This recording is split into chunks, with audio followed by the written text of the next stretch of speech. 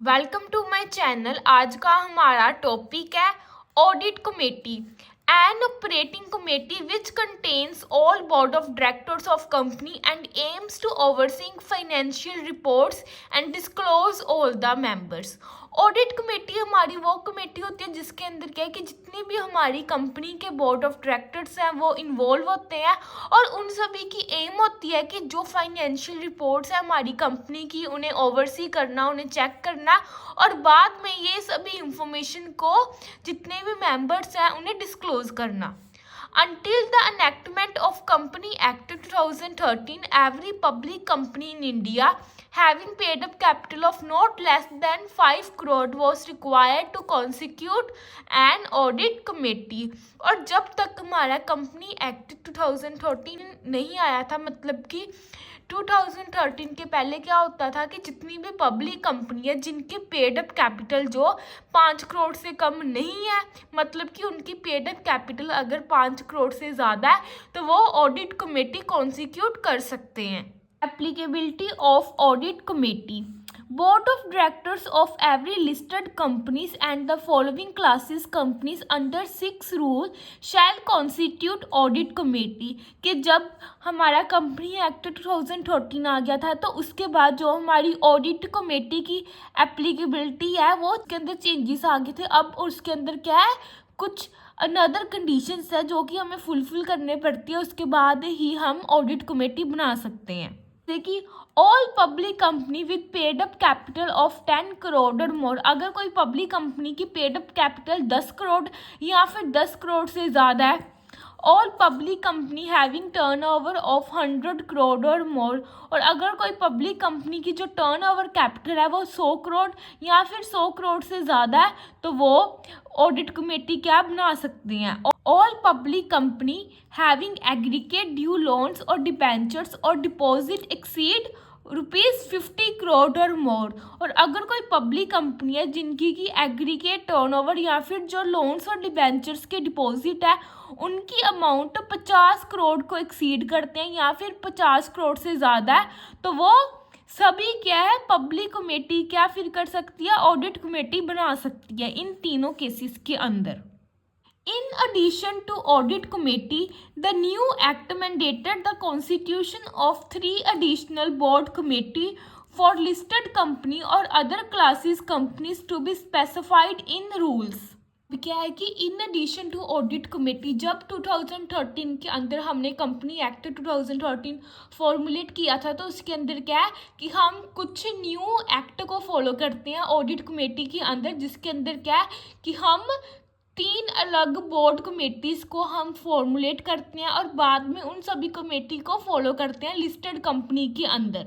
A nomination of remuneration committee NRC section 178।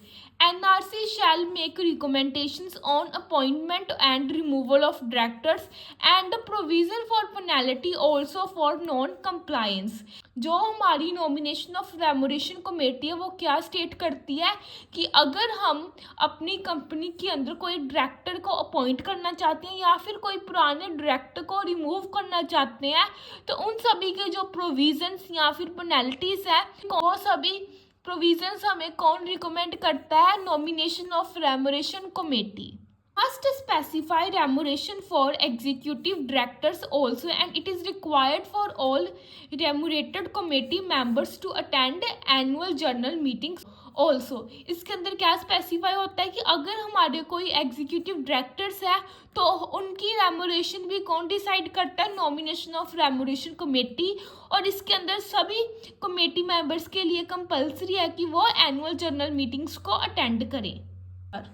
The Corporate Social Responsibility CSR Committee Section 135। Section 135 of 2013 Company Acts require a CSR of board in every company whose net worth more than 500 crore, a turnover more than 1000 crore and having a net profit more than 5 crore। The corporate social responsibility के according क्या है कि अगर कोई company है, उनकी उस company की क्या है कि जो नेट वर्थ है जो 500 करोड़ की है, या फिर उस कंपनी का अगर कोई टर्नओवर है 1000 करोड़ को एक्सीड कर रहा है, या फिर हमारी कंपनी के जो नेट प्रॉफिट है 5 करोड़ से ज़्यादा है, तो इन सभी के अंदर क्या है कि वो कमेटेड ऑडिट कमेटी फॉर्मुलेट कर सकती है। Its main function is to formulate CRS policy and monitor it periodically to ensure that at least 2% of NP directed for CSR activities.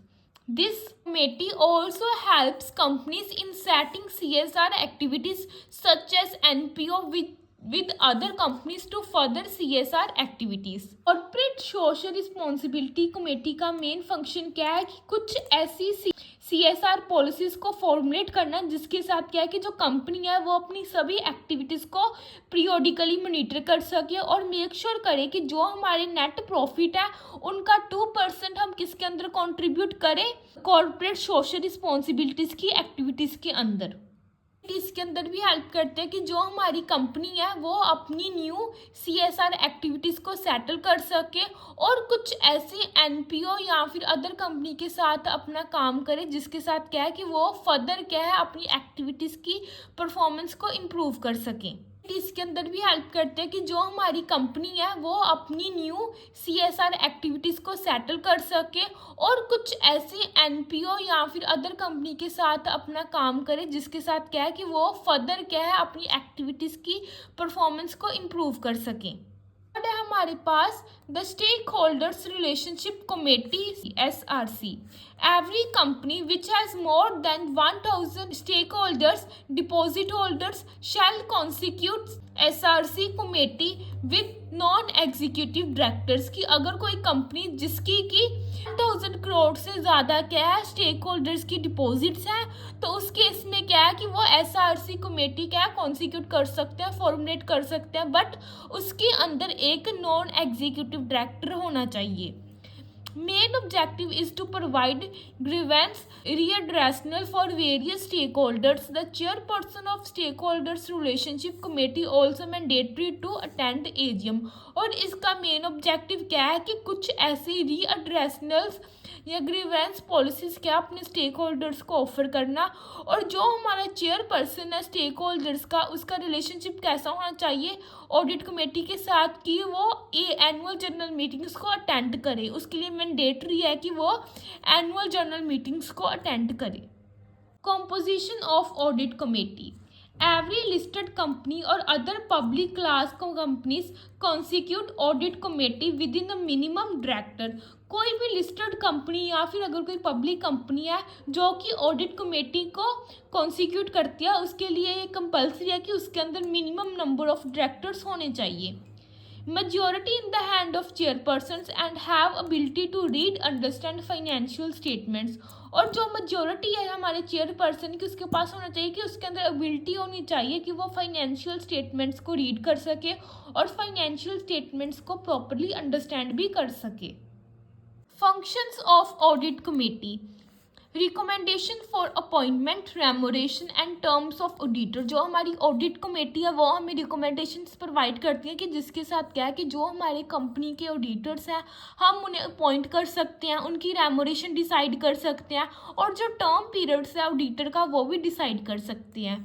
Review and monitor auditor performance. Audit committee के साथ क्या होता है कि हम जो हमारे ऑडिटर्स हैं उनकी परफॉर्मेंस को मॉनिटर कर सकते हैं और उन्हें रिव्यू भी कर सकते हैं।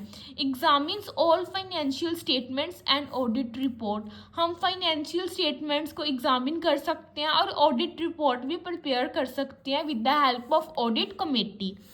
Valuation of assets of the company. The help of audit committee हम अपनी जो कंपनीज की एसेट्स हैं उनकी वैल्यूएशन भी कर सकते हैं।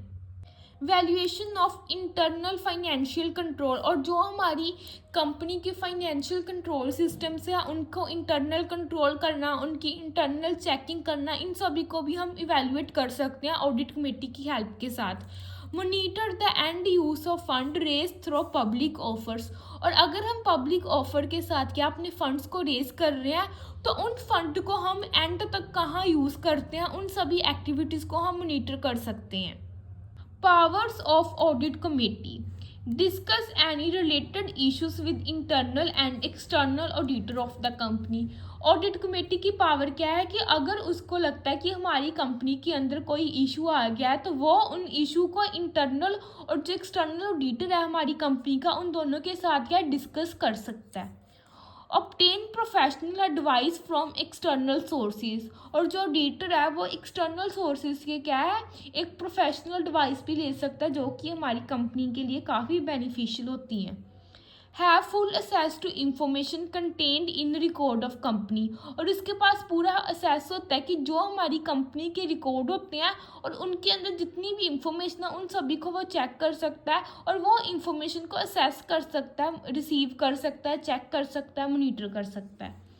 To investigate any matter if think doubtful. और अगर कोई ऑडिट कमेटी है, अगर जो ऑडिट कमेटी की पावर क्या है कि अगर उसे लगता है कि हमारी कंपनी की जो एक्टिविटी है उसके अंदर कोई प्रॉब्लम आ गई है या फिर हमारी कंपनी की जो परफॉर्मेंस है वो अच्छी नहीं है, उसे कोई डाउट लगता है तो वो इन्वेस्टिगेट कर सकता है कोई भी मैटर जो कि हमारी कंपनी के साथ रिलेट करता है.